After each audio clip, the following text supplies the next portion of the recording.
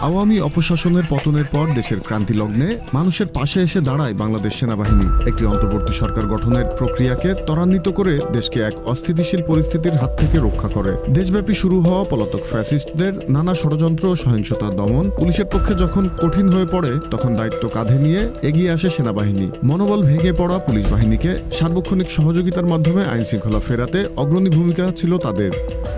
August পরবর্তী সহিংসতা যখন বেড়েই চলছিল, সে সময় সেনাবাহিনীকে ম্যাজিস্ট্রেসি ক্ষমতা দিয়ে মাঠে নামানো হলে আইনশৃঙ্খলা পরিস্থিতির উল্লেখযোগ্য উন্নতি হয়। পরবর্তীতে যৌথ অভিযানের মাধ্যমে সন্ত্রাসী চাঁদাবাজ অপরাধীদের ধরতে বিশেষ অভিযান পরিচালনা করা হয়। এ অভিযানের মাধ্যমে প্রতিদিনই সারা দেশে অপরাধীদের চিহ্নিত ও আটক করা হচ্ছে, যা জনজীবনে স্বস্তি ফেরাতে কাজ করছে।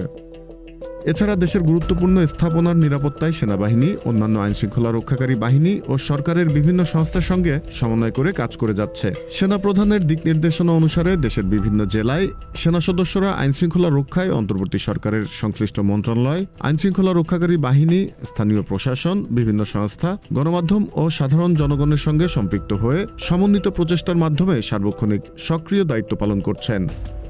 Z news, Dhaka.